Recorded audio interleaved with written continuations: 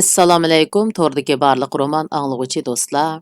Biz faxrlik yozuvchimiz Xalida Isroil yozgan Oltunkash romanini o'qib, Osimning onasidan ayrilib qolgan vaqtdagi hasratli xiyollarini o'qib o'tgan edik. Endi davomini o'qiymiz. Munglangan, zerikkan vaqtlarimda men yanala Aminaning yotiqiga baratdim. Yotiqi har doimgidek etiklik turardi. Atrofdagilardan so'rashdan ehtiyot qilib, keynimga o'rilibla qaytib kelatdim.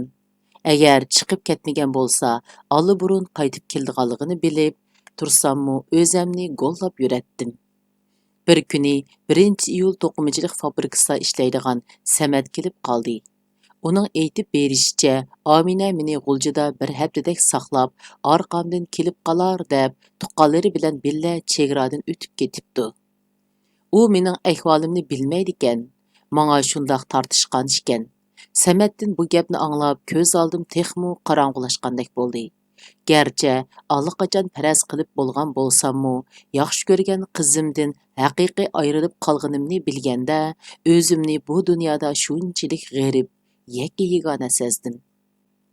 Samatning bu yil kuzda to'y qilishga tutishib qo'ygan qizimi chiqib ketgan ekan. Samat ikkimiz shu oqshimi haroqni bulishig' ichdik, yig'ladik, naqshi aytdik. Yana nima ishlarni qildik tang, faqatla to'y qilganga ishiltiman deb ilib qo'ygan qacha quchilarni chiqayotganligim esimda. Atsi tushga yaqin uyg'onsam Samat ketib qopti. Yotoqning qarshi tarafida yangi bir karvat paydo bo'lib qopti. Karvatga siliqliq adiyal ustiga yotgan ko'rpalar ratlik yig'ib qo'yilibdi. Akşamki china, putilka sunuqlari ishik orqasidagi axlatchiligida turdi. Kallamning og'riqida ortiq o'ylash xo'shyoqmay, yuzimni yuyibla chiqib ketdim. Kechda kelsam, karvatda bir odam tom tarafga qarab uxlayotdi. Bu kim bo'ldi endi? deb uning so'z xo'rikiga agishib, belina bilinmas medirlab turadigan qizg'ush quliqiga qarab birpas o'ltirdim. Turqidan o'ttira yoshlik odamligi chiqib turadi. Chiroq yo'riqida sarg'ush qisqa sochlari oltindek paqirab ko'rinadi. O'rnimdan turib axlatchiligidagi axlatlarni to'kib kirdim. Suxanda yuz ko'zimni, putlarimni yuyib bo'lib kirib uxlash uchun yotdim. Uyoq o'rilib, buyoq o'rilib yetib, saharga yaqin qattiq uxlab ketibdiman. O'rnimdan tursam, yotoqdishim yana ko'rinmaydi. O'zimni qayirib qo'yib, ajab adamgina, bu yotoqda o'ltirmaydigan deb g'o'donshib qo'yib chiqib ketdim. Tushda tomoqni sirtdan yeb, kechda balduroq ishdan tushib, Samatning yeniga ketdim. U kechilik ismida ishlagashga tixi uxlayotgan ekan. Meni ko'rib o'rnidan turdi. Men olg'ash kelgan 2 qo'noq mo'misini taxsiga qo'ydim. U qattiq quruq nonlarini oldi. Qo'rilib qolgan ko'k mush bilan pomidorni inchga to'g'rab ustiga ochiq suv quyib ilib keldi. Karutining ostidan qachondir eshib qolgan yarim butilka harig'ini chiqardi. Nihoyat mazza qilib g'izolandik. Orqadan yana ichishni boshlavatdik. Samat yangi yotoqdishimni so'rdi. "Tixi chiroyini ko'rib boqmadim" desam kulib ketdi. Uning deb berishicha, shu kuni tong saharda eshik chekilib, yotoqqa bir necha odam kiribdi. Qayerdadir tepib kelgan bir yog'och karvatni yotoqning bo'sh yeriga qo'yib, oq seriq o'ttira bo'y turqidan nihoyat yavaşlığı chiqib turgan bir odamni karvatga o'rinlashtirib qo'yib chiqib ketibdi. U kishilar bu odamga buyruq talaffuzda nihoyat qattiq gaplarni qilibdi. Bu gapni anglab ichimda balki men o'xshash chetga qiqilib qolgan bir bichora bo'lsa kerak deb o'yladim. Ammo bu yangi yotoqdashning paydo bo'lib qilishini faqat xohlamaydim.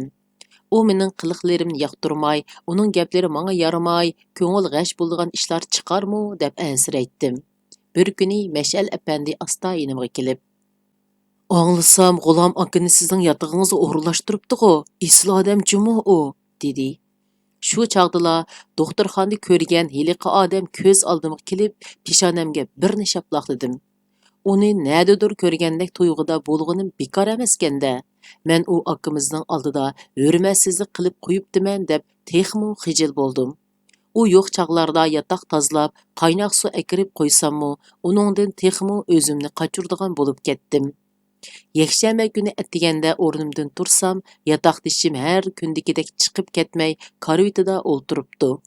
Üsteldə bir girdi non, uşaq parçalanğan qurut, bir neçə alma turdu. Ularning yanında bir butulka bilan ikki kichik romkini tiklab qo'yibdi. Yem, oxiri tutulding, dedim ichimda. G'ulam aka mening uyg'onganimni ko'rib, "Ha yigit, uyg'ondiqmi? Tunishib qo'ymaylimi?" dedi. U oldimda illiq kulimsirab turardi. Chiroyidan qilcha kibir, menmanlik yoki umidsizlik bilinmaydi. Yüzüm o't elib ketgandek bo'lib, ixtiyorsiz o'rnimdan turib ketdim. Uning bilan ko'rishib bo'lib, gadinimni tatlab turib, oldida qilgan adabsizliklarim uchun kechirim so'radim. U, hech qisi yo'q. Bizningmi yoshlik vaqtlarimiz bo'lgan, deb choy damlashga tutish qildi. Menmu jigidek narsalarimni chiqardim. Ikkimiz ichilib hiyilib o'ltirib nashta qildik. 2 romkadan ichishgandan keyin g'ulomkam texmo ichilib ketdi. U kichik vaqtlari, sahrodagi mo'misi, qulum qo'shnilari va boshqa ishlar to'g'risida parang qildi. Dastlabda anglamoqqa uning gaplari oddiy ham samimiy tuyulatdi, ammo nimishqidir asdan chiqmaydi. Har qitim esinga kelganda u gaplarning ilgari his qilmagan bir ma'nosini bayqagandek bo'latdi. U odatda nihoyat oz gap qiladi. Anda-sanda ichilib qolgan chaqlarida ko'rinishdagi qatmal, jimg'ur holati yo'qab, ko'k ko'zlari jonlanib, so'zman, qiziqchi bir odamga aylanib qoladi. Mana mushu oddiy sodda, jimg'ur, ko'ngilchak odam Uyg'ur turmushi va Uyg'ur xarakterini shunchalik jonliq, aynan va rangdor tasvirlab, millionlagan kishini ta'sirlantirgan edi. Uningdagi badiiy talantni hamma odam e'tirof qiladi. Uningdan cho'ng ishlarni kutadi va uningga ishonadi. Bu ishonchni u sezadi, biladi. Zimmisidagi mas'uliyatni tushunadi. Shunga boshqalar to'p-to'p bo'lib Sovetga chiqib ketayotganda u midir qilmay o'ltirgan. Oxiri ko'p ishkilinishdan keyin ayolning royiga biqib, xotin bolalarga tortishib, ular bilan billa chegaradan chiqib, tuqqanlarini yo'qlag'ach ko'rib boqmoqchi bo'lgan. Hukumatmi chegaran to'simidigu? Har ikkilisi sotsialist davlat-ku. Ayolim tuqqanlari bilan ko'rishib, qinishib olganda qaytib kelsam bo'ladigu deb o'ylagan. U shundoq dаңliq cho'ng yozg'uchi bo'lgani bilan hamma ishda ayoliga tayinilgan, ayolining sizib bergan siziqdan chiqolmaydigan odam ekan. Uning bu alohidlikni hamma odam biladi ekan. Ammo u aldirmay chegaraga qarab kelgan chaqda chegara allaqachon taqilib qolganlikdan xotin bolalari bilan birlikda chegaradan qaytirib kelingan. Shuncha dаңliq bir yozg'uchi, xalqmu, hukumatmu e'tiborlaydigan bir odam birdilla vatan xoini bo'lib qolgan. Ammo u hech vatan xoiniga o'xshamaydi. Shu yillarda chiqib ketganlarning ko'p qismi vatan xoiniga o'xshamaydi. Ularmu ota-ona urug' tuqqanlarga tortishganlikdan yoki bolalariga non tepib berolmaganlikdan va yoki kimlardindu, nima ishlardindu ranjish sababidan bu yo'lga mangmoqchi bo'lgan bo'lishi mumkin edi. Shu yillarda bir naqsh tarqalgan. Manga bergan so'g'iting zahar ichgan bilmabdiman, ko'nglim mening oqgan ajab tashlab ketar demabdiman. Kishilar o'ltirishlarda doim ashu naqshini aytishadi. Ba'zilar yig'lab ketadi.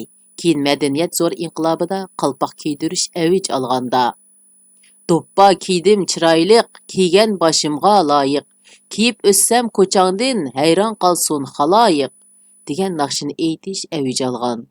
U yillarda naqsh aytish cheklangan bo'lsa-mu, kishilar maxfiy aytadi. Bu naqshni anglayotganlarningmi ba'zilari kulsa, ba'zilari yig'lab ketishadi. G'ulam aka bilan 3-4 oy billa turdik. Uning keng qursaqligi, salmoqligi, har qancha ishnimi ichiga sig'dirib yetalaydiganligi, o'zgacha fikr qilish odati menda cho'nqur ta'sir qoldirgan edi. Arada avtonom rayon bo'yicha adabiyot san'at sohasidagilarning yig'ini ichilib, G'ulomga maxsus tanqid qilindi. Yig'inga qatnashganlar uni shiddatli tanqid kurash ostiga oldi.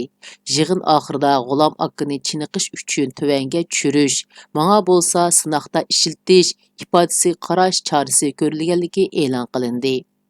G'ulomkam texmu jimg'irdishib ketdi. Ikkimiz faqat oqshomlarla ancha-muncha paranglashib qo'yatdiq. Parangimiz havorayi, o'tin ko'mir, qursaqning to'ymayotganligidan chatlamaydi. Bir kunlarda uning Janubiy Shinjongning ma'lum bir nahiyasiga ideya o'zgartishga borganligi haqida rasmiy gaplar chiqib qoldi. Yurtidan ayoli 3 bolasini ilib keldi. Ayoli egiz bo'y, oq seriq, ko'p-ko'k ko'zlari chaqnab turadigan jonliq ayol ekan. U bolalarini kayniga silib ishxona kirdi. O'zlariga e'tibor berishini talab qilib, boshliqlar bilan ko'rishdi. Lekin u kunlarda hech kim ularni himoyasiga ilishqa, ular uchun ikki og'iz gap qilishqa petinolmaydi.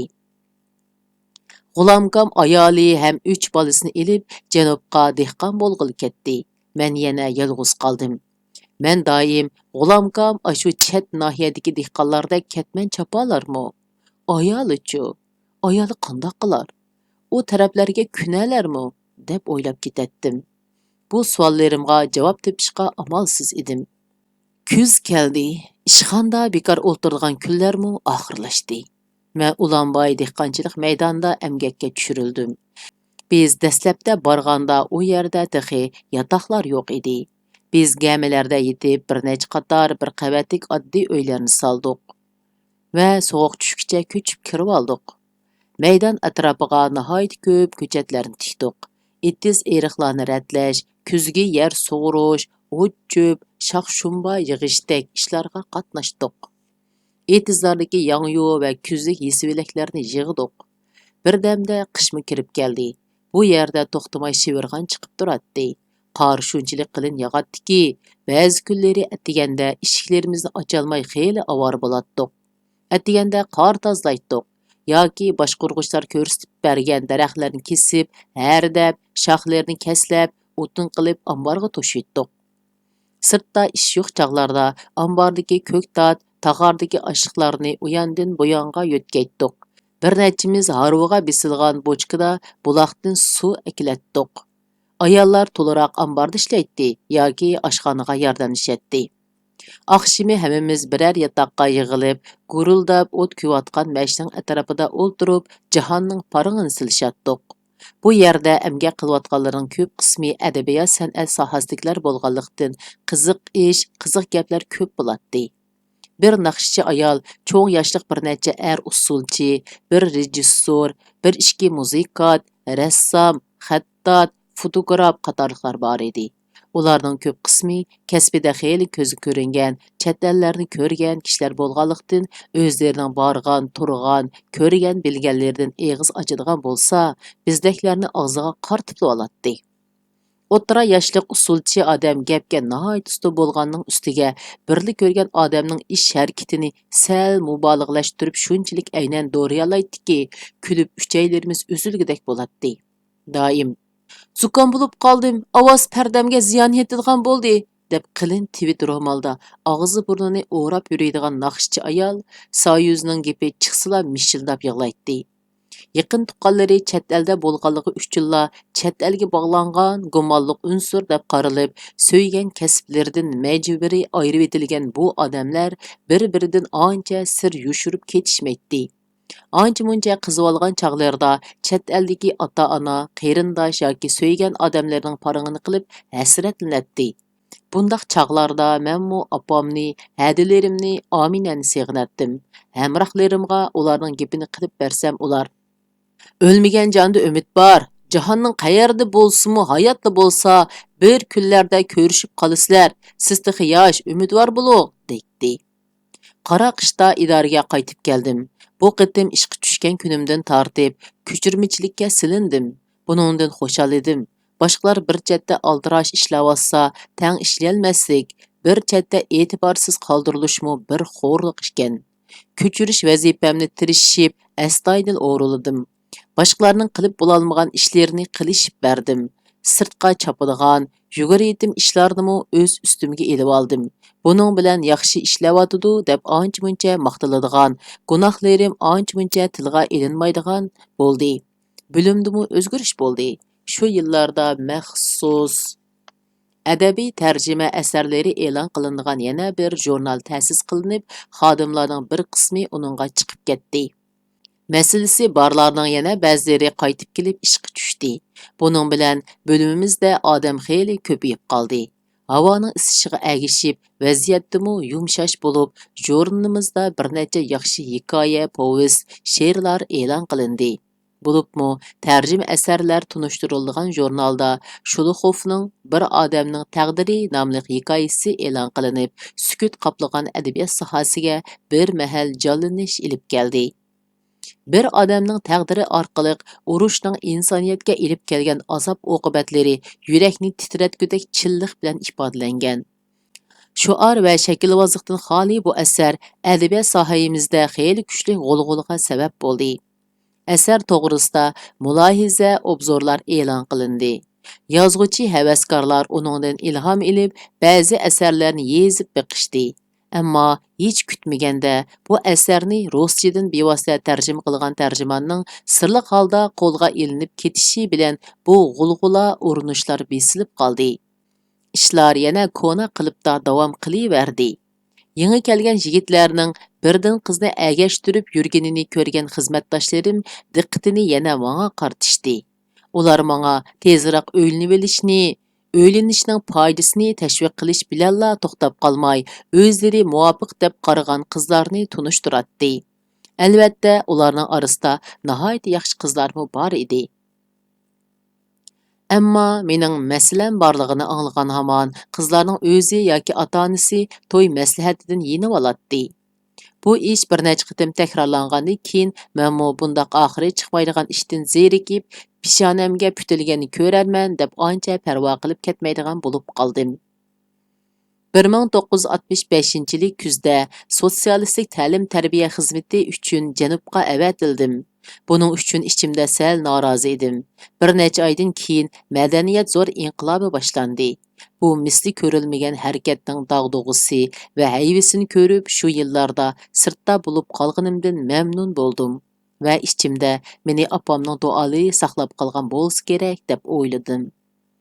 Biz tava xizmat atritining bosh rahbarlik organi nahiya ichiga o'rinlashtirilgan bo'lib, bizning gruppa nahiyadan 3-4 kilometr yiroqlikdagi kommunada edi.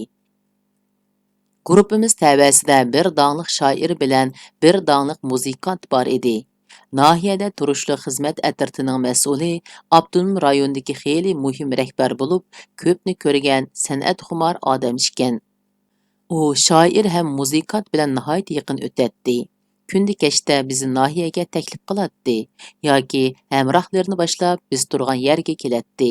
Biz oddiy dehqon hovlisida 12 muqom naqshi musiqalari va xalq naqshi musiqalarining javharlaridan muzikantimizning voyaga yetgan mahoratidan bahramand bo'latdik.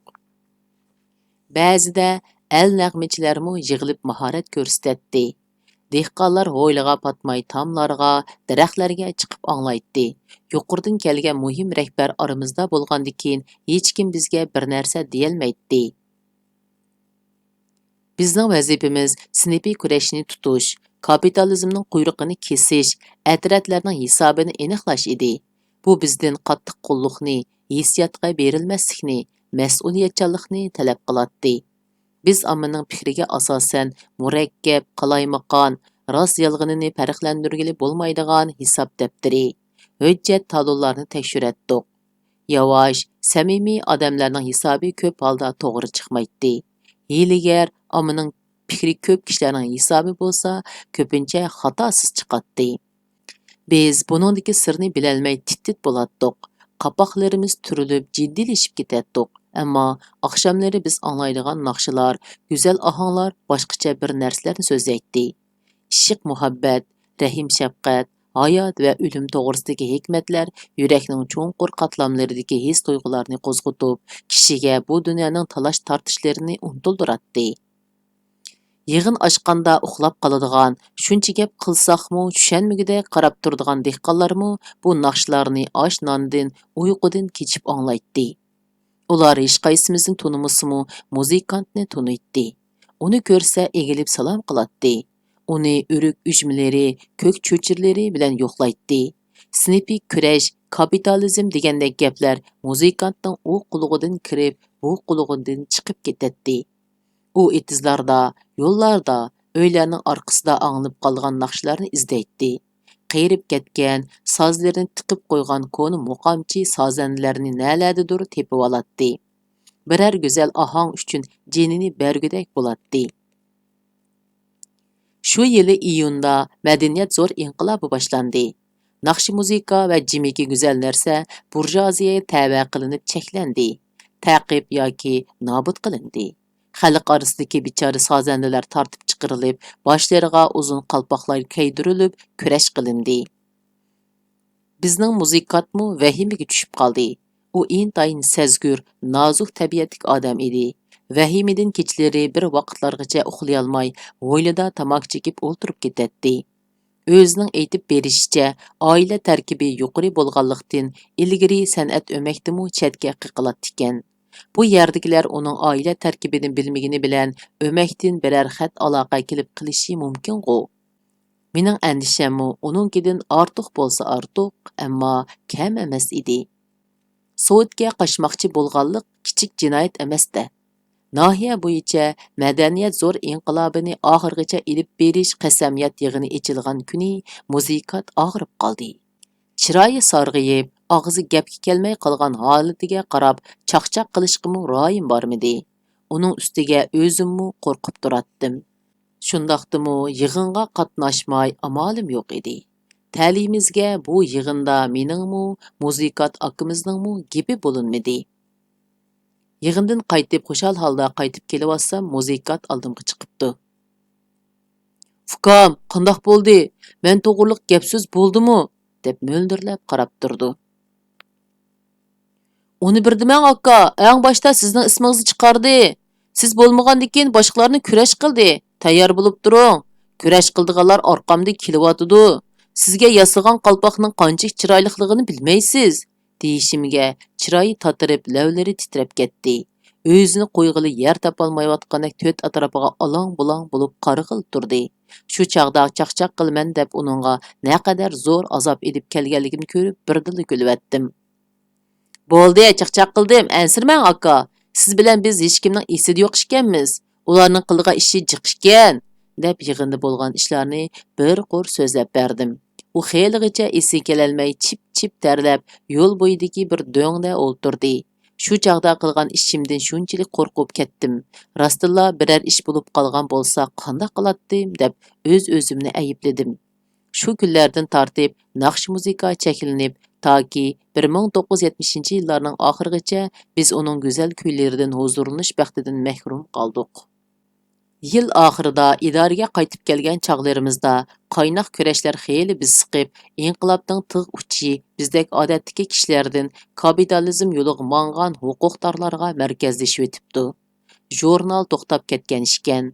Men idoradagi ko'p qism kishi nima qilsa shuni qilib, ortiqcha ishlardan o'zimni chatgilib yurdim. Shu kunlarda allaqachon to'y qilib balaliq bo'lib ketgan Ayturg'andan bir parcha xat keldi. Xatni ko'rib o'tgan kunlarni, opam hadilarimni eslab, yo'qitib qo'ygunimga uzun bo'lgan bir narsamni tepib olgandek xushal bo'lib ketdim. Ayturg'an xatida urug' tuqqanlarning salomatligini yetkazgandan keyin yaqinda hadilarim bilan ko'rishib, ular bilan opamning va cho'ng hadilarimning gapini qilib yig'lashganligi, mening to'y ishim haqida maslahat qilishib, kichik hadamning bir do'stining Urumchida ishlaydigan singlisini menga loyiq ko'rishganligini, hadam do'sti orqali qizga uqtirib bo'lganligini aytib, shu qiz bilan ko'rishib biqishimni cheklabdi. U qiz cho'ng bir kitobxonada ishlaydi ekan. İsmi Nurala ekan. İsmi jismiga loyiq yaxshi qiz ekan. Shunda qilib zerikishlik turmushimga yana bir qiz kirib keldi. U 24-25 yoshlardagi bug'doy o'ng, qosh ko'zi to'kilib turadigan, zilva bo'y, mijozi eg'ir bisiq bir qiz ekan. Özünü tutub alğan, gap so'zi joyida bo'libla qolmay, kitobxonada bo'lganligi uchun nihoyatda ko'p kitob o'qigan ekan. Biz shu yili kuzdala to'y qilib oldik. Biz uyga kirib, bir-birimizga bo'lgan tushunishimiz cho'nqurlashgancha muhabbatimiz kuchaydi. Suyundig'inimiz ikkimizning gapi doim bir yerdan chiqatdi. Ikkimizning yaxshi ko'rgan tamoqlarimiz, hatto yoqtirgan ranglarimizmi birdek edi. U shu davrning ko'p qism yosh ayollaridek zibu-zinnat, upanglik deganlarga ancha qiziqib ketmaydi. Oddiy, pokiz kiyinishni yoqtiradi. Biz oddiy-sodda, tejashlik yashaydik. Ammo urug' tuqqan do'st birodarlarimiz uyimizga kelsa, borimizni ayamaydik. U chog'larda maoshimizmi bak tuvan edi. Shunga pulmi yig'olmaydik. Lekin baxtlik, g'amsiz, tinch yashaydik. Her kuni kechki tomoqdan keyin ikkimiz ko'cha aylanatdik. Aldirmay mengib do'nko'rik taraflarga, ba'zida Qiziltog', Nurbog' atrofiga boratdik. Ba'zi oqshimi karutimizda bir-birimizga qarshi yetib, xiyolimizga kelgan yoki ko'rgan, anglagan ishlar ustida paranglashdik. Bir qitim Nur A'lo kitobxonda mavzudan tanlanma asarlardan boshqa kitoblarning asosan yo'q ekanligi, odatdagi xaridorlar kitobxonaga kirmas bo'lib ketganlikdan kitob sotquchlarning attiganlik kashlik, sadoqat usuli o'ynash va rais mavzudoning suratiga doklad qilish, suratdan yo'l yo'riq so'rashlardan boshqa vaqtni paypoq to'qib, qarta o'ynash bilan o'tkazayotganligini aytdi. Demismi bekchigidan ishib ketdi bu ishlar, dedim menmu. Suratga qarab usul o'ynash, suratga qarab xizmat doklad qilish, yo'l yo'riq so'rashlar butunlay xurofotliq-ku. Agar bu ishlarni rais mavzuning o'zi bilgan bo'lsa, chuqum g'azablangan bo'ladi. Oradan bir necha kun o'tib, ishxonada yana mushundaq gaplar bo'lib qoldi. U kuni asli o'rganish qilmoqchi edik. Boshliqlar yig'inga ketibdi. Ularni saqlag'ash tog'dan bog'dan paranglashib o'ltirsaq, yig'inda janubga berib kelgan bir buradimiz, u yerda hamma odamning bir-biri bilan salomlashganda, "Yashsun mavjushi" deydiganligini, dastlabda o'zi u gapni toza anqirolmay, boshqalarning g'azabiga uchirganligini, isyanchilar chaqirtib opirib, "Nimishqa yashsun mavjushi" deb salomlashni xolamaysan? deb so'roq qilganligini aytib berdi. Shu chaqda men hech o'ylanmayla, bu ishlar rostilla bek chekidan eshib ketdi jumu. Suratga qarab usul o'ynash, suratga qarab xizmat doklad qilish, yo'l yo'riq so'rash deganlar materializmchilar qilgan ish emas-ku. Agar bu ishlarni rais mavzudon bilgan bo'lsa, chuqum to'sqan bo'ladi, dedim. Shu hamon atrofimdagilar qaynayotgan qozonga suv quyayotgandek jim bo'lishib qoldi. Ba'zilari bir-biriga qarashdi, ba'zilari darhol qopib neri ketdi. Shu chaqdala ichimda apla deb qoldim. Ammo tükürgan tükürükni qayta eg'izga olg'il bo'lmaydi. Ixtiyorsiz og'zimdan chiqib ketgan bu so'z yana bir qitim taqdirimni belgiladi. Әтісі kadrlar bölümüge chaqirtib so'roq qilindim. Men dohiyimizni qizg'in suydiganligimni, ammo hozir avj olgan ba'zi ishlarni ancha muvofiq emas deb qaraydiganligimni, ham u ishlarning hamon tuzildiganligiga ishondiganligimni yoshirmay aytdim. Shuncha odamning oldida qilgan so'zlarimdan tinib olg'al bo'lmaydi-da. Bölüm boshlig'i Li yo'ldosh. Sen zodi tuxumingdan aksiyatchi, vatanga sotsializmga ushmanlik qilsan. İlgiri biz seni qayta qutquzib olmadikmi? Sana fursat bermedikmi? Sen o'lgichi o'zgarmaydigan vatan xoini. Endi xalqning jazosidan qechib qutulolmaysan, deb vaqirdi. Uzoq o'tmay biriga zarba berish, uchga qarshi turish harakati boshlandi. Dag'dug'liq ham vahimalik cho'ng yig'inda birmuncha shoir, yozuvchi, san'atkor qatorida menmu tortib chiqarildim. Qiziq yeri Janubqa sotsialistik tarbiyaga billa borgan, billa to'rdan tushib qolgan muzikant akimiz bilan bu qitimmu sakinda yonma-yon turib qoldik. Men uningdan ansirab, pat-pat uningga ko'zimning quyruqida qarab qo'yatdim. Dastlabda g'al-g'al titrab oralla o'ri turgan bu dangliq muzikant bara-bara o'zini tutib oldi. Hukm e'lon qilinib bo'lganda hatto menga qarab ko'zini qisibmi qo'ydi. Ikkilimiz o'xshashla partiyadan chiqarilib, xizmatdan haydalgan edik. Keyin uning janubga ketganligini angladim. Men Qutubining chat bir yezisiga haydaldim. Eg'irlashib qolgan Nur A'lo Urumchida yolg'iz qoldi. Men borgan yer asosan xanzular o'ltiraqlashgan rayon edi. Bir xanzu dehqonning bir eg'iz uyida turdim. Özüm tamaq etib yeb, ular bilan billa əmgəklərgə chiqib yurdim. Mən turuyatqan uyning tam-meshi zadil isimaytdi. Muzdek soğuq uyda toңup ketkinimdən qulum ishqi barmaytdi. Yotqinimni uçamğa yepinib, çeyge arğamçıda belini çiң bağlap, uyandın buyanğa mingib yuratdim. Qonaq, hornanni bir qitim pişirib qoysam, 3-4 kun qaqlab isitib yeyishimga yetətdi. Kunda birer vaq yesivelek şorpisi qaynatib, hornanni chilab içib alatdim. Anısanda içəlaydigan tuxum şorpisi əng esil tamığım idi. Әтірәт kadrları mening qiynalib hem yalğızçıq tartib qalğınımni ko'rib, "Bu yerdə qiynalib yurgicha yurtingizga yo'tkilib olsangiz bo'lmamdi?" deyishdi. "Men g'uljilik, chegara rayonga mendeklarni o'rinlashtirmaydi", desam әтірәт boshlig'i kulib ketib. "Yo'lini topsangiz jahonda qig'il bo'lmaydigan ish yo'q. Biz g'uljining shaharga yaqinroq biror yezisiga qartib xat yezib berayli. Siz xatni ilib berib, bir amal qilib shu taraflarga o'rinlashib oling. G'uljining yezlari bu yerdan ko'p yaxshi emasmi?" dedi. Әтірәт boshlig'iga rahmat aytib, xatni ilib G'uljiga qaytdim. Tuqqanlarning yordami bilan nopusumni yeziga oldirib qo'yib, o'zim shaharda parch-purat ishlarni tepib ishildim. Pat-pat Urumchiga berib, Nur Alonimi yo'qlab turdim. Ikkinchili bosh bahorda o'g'limiz tug'ildi. Shunda qilib bugungi roman o'qishimiz mushargacha bo'ldi. Davomini kelar qatim o'qayli. Xayr xo'sh, Allohga omonat.